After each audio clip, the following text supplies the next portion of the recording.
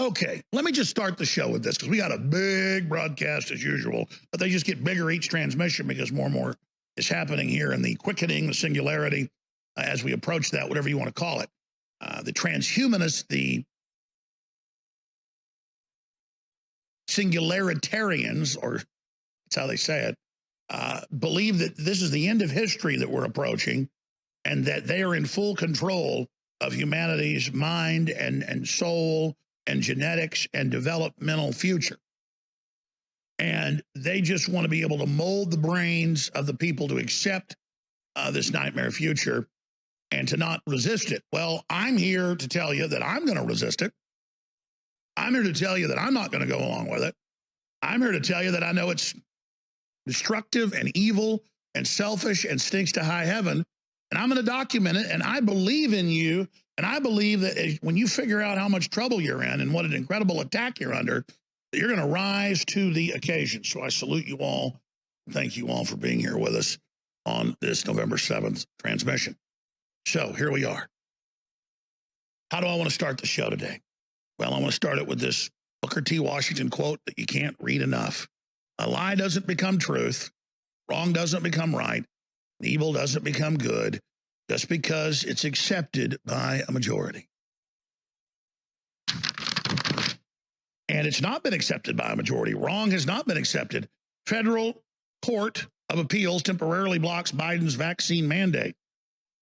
Actually got the ruling right here. I thought I couldn't find that anywhere on the news, so I thought, how about I just go actually find and read the ruling for you? What an original idea. We're going to be doing that in a moment.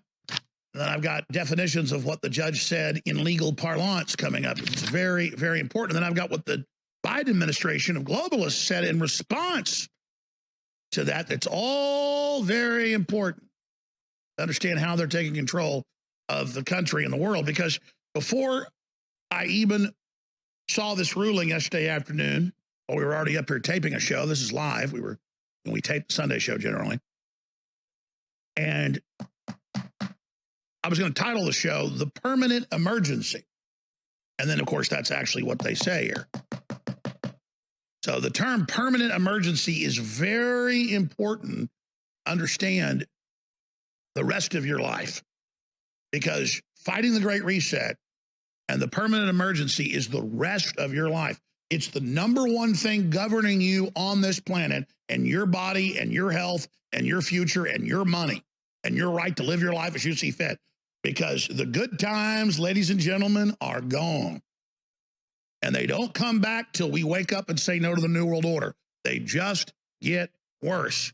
But we got a lot of good news here. It's going to be a very big animating and contest of liberty that Jefferson talked about. And we could all just wake up to the Great Reset and corporate fascism and the New World Order and all their books and white papers and their terms, technocracy and their admissions of what they're setting up. It's all there. It's all a blueprint. It's all being rolled out. We live under a system that is habituating us to tyranny under a AI technocracy, in their words. And we could decide that we're under attack and decide we've got to say no to it. But the average person is so delusional that they just think if they deny that's going on or just rationalize it or say, oh, I'm not going to care, that gives them power over something. That's like saying you don't need to get up and go for a jog or get up and go lift weights or go up and take a hike. And then you just sit there on your couch eating bonbons and Twinkies. Then you have a giant heart attack or diabetes. And I'm certainly not perfect either, but I know I need to get up and exercise, so I do. And I feel better and life's better. And it's the same thing opposing this. We got to understand that this is like lifting weights or stretching or going for a walk or whatever it is. When you don't do it, it gets harder and harder, and then it gets hard to even get up from your chair and go to the bathroom. But when you get out there and stretch and exercise every day, you get addicted to it, and it feels great, and it's wonderful, and you don't want to stop. Just like riding a bike. And so, see, what I do is study how the world really works. What I do is look at how systems integrate and connect. And then I can go read a Davos Group publication, and it's word for word, but I already said years before on air, because I've already studied their operations, and I already am inside their system.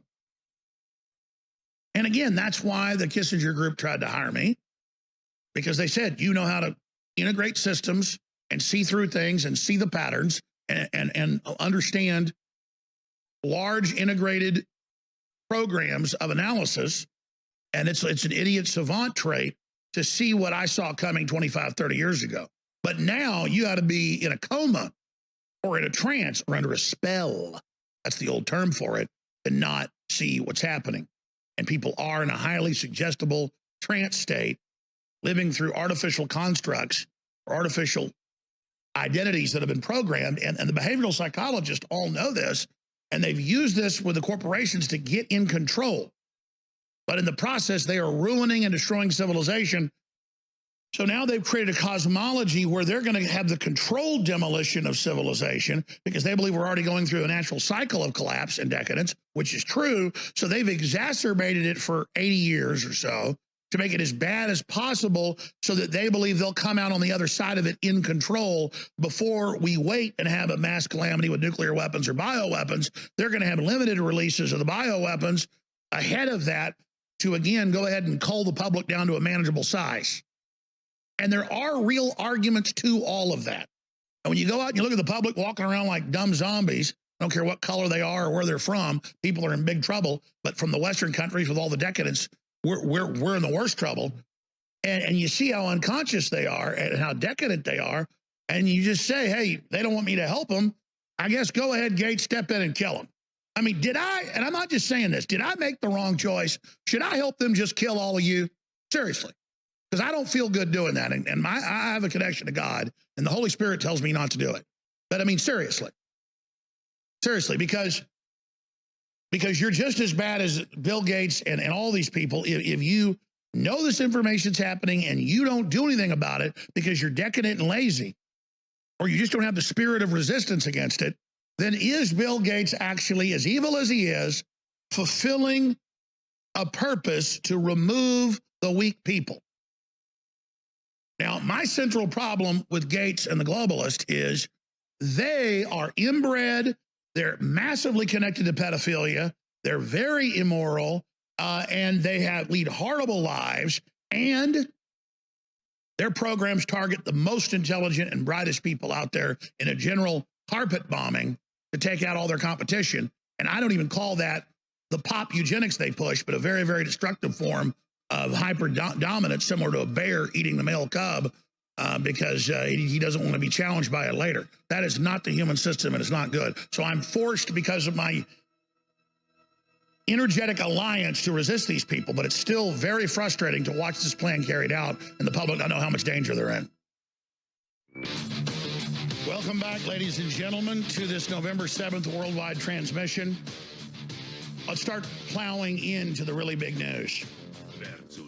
There are a bunch of national polls out showing that Biden has between 30 and 36% approval rating in more than 16 polls that were just conducted in the last week. And remember, those are skewed towards the Democratic Party in the methodologies of those polls. So Biden probably has about a 20% approval rating. He probably had a 30% during the election. Kamala Harris, remember when she was running for the nomination for the Democratic Party a couple of years ago, had less than 0.5% with black voters and 0.5% with other voters.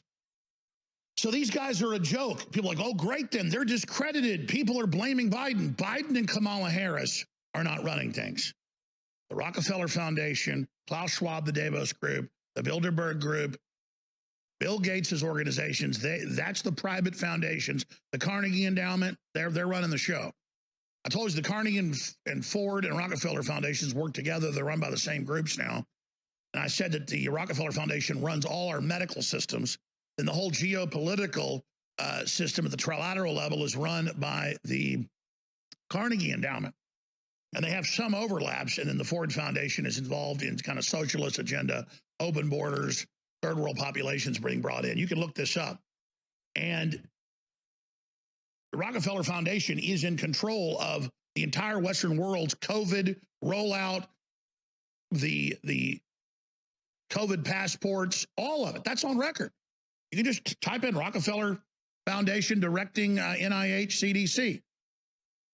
So these are the people, and they created and funded Hitler.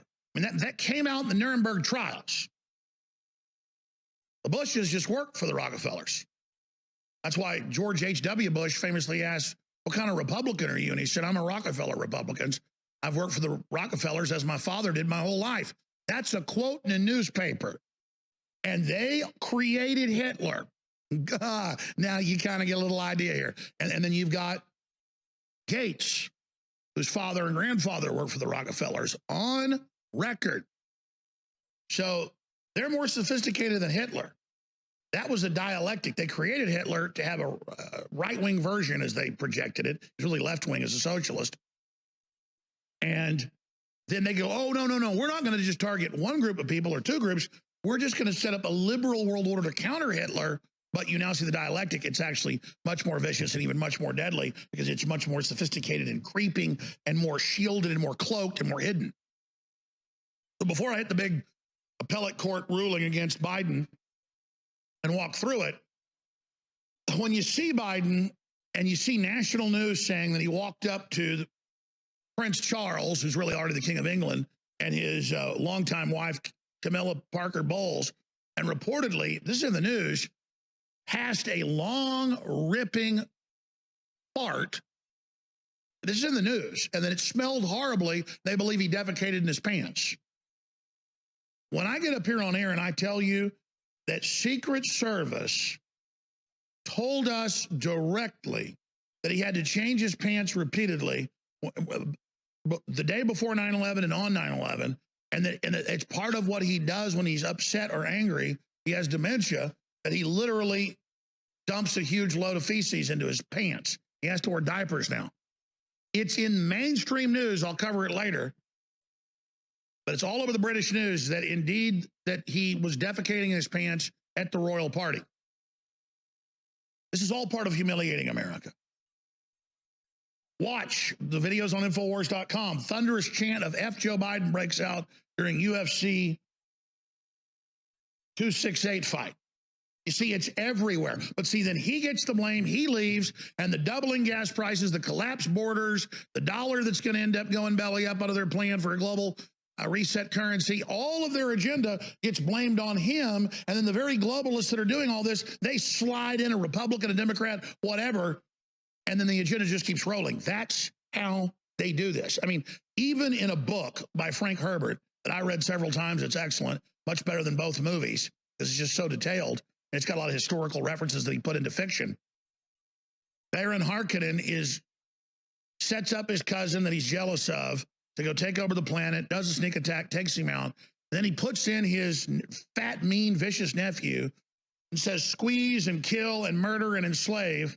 And then after you're done exterminating most of the population, I'll send Fade Raban, the young, handsome guy, as the savior. And then they'll accept tyranny as liberation because they were under just absolute genocide. And that's all this is. Oh, you've been locked up for a year? You're going bankrupt? You're suicidal? Take this shot and now you can go outside. Yeah, you got to take a PCR test. Yeah, you still got to wear a mask. Yeah, you got to take more shots, but you're free now. You're free to wear a mask and scan and take more injections, you see. And then they call that freedom. It's all over the news. Oh, you're free now. You're free as long as you do X, Y, Z. So that's in the movies. That's in the culture. You know it in the movie. But you understand when it's happening in the real world. Just like Biden's here to crush us and enslave us and we hate him, he'll be removed, the saviors will be sent in.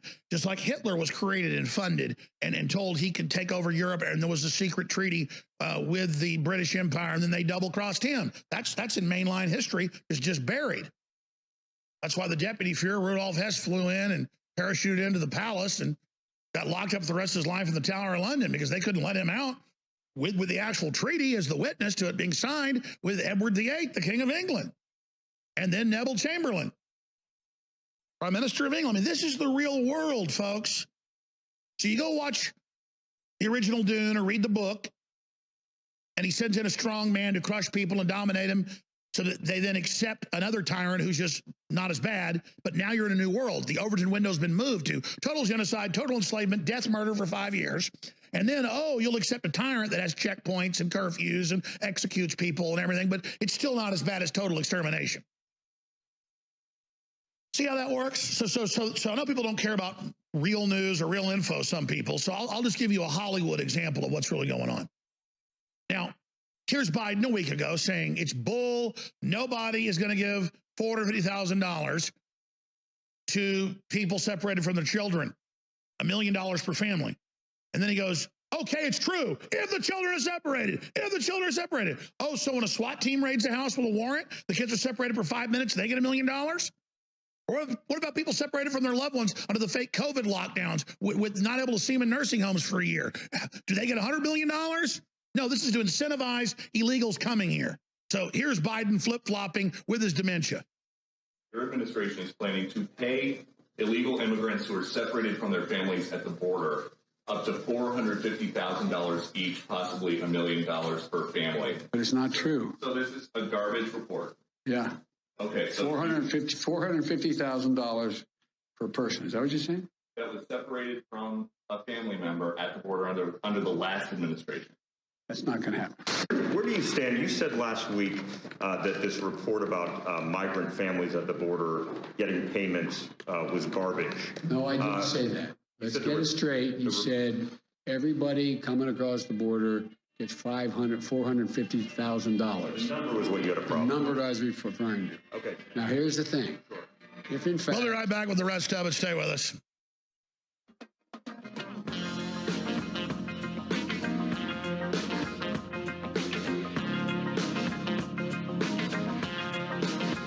Live from Austin, Texas, broadcasting worldwide, it's Alex Jones. So America and the rest of the Western world, the once free world, has a new boss, private mega banks that have taken over by their control of the central private banks that they got in place in Europe about 120 years ago, here in the United States about 108 years ago. And they have unlimited money, so they can set up the corporations and companies and engineer society the way they want. But in the Western world, there was still so much power by the consumer that we could dictate the type of country and world we lived in. And the whole world saw us with swimming pools and jet skis and race cars and helicopters and going to the movies and restaurants everywhere. Things have been like a Disney World. And yeah, it's been decadent. It's been out of control. It's been wasteful. It's had a lot of problems. Consumerism in and of itself for consumerism is bad. But the very globalists telling us they've got a new system to clean that up, or the worst of that system. And they're heavily connected constantly. Can't shake a stick at them. Can't swing a stick in the dark without hitting a pedophile. Because that's what decadent, corrupt elites have always been into, because that's the last taboo. And that's going against God. And it's how you get in their club. And so these are the people taking over and running our world. I mean, you see these British royalty and you see these Davos group people. I mean, you're looking at, makes the people in Eyes Wide Shut look like squares. You think Eyes Wide Shut's racy? Hell, I got drug in a couple of those things when I was a teenager. That's just par for the course with rich people. That's nothing. Nothing. And so we're either going to wake up to this or it's game over.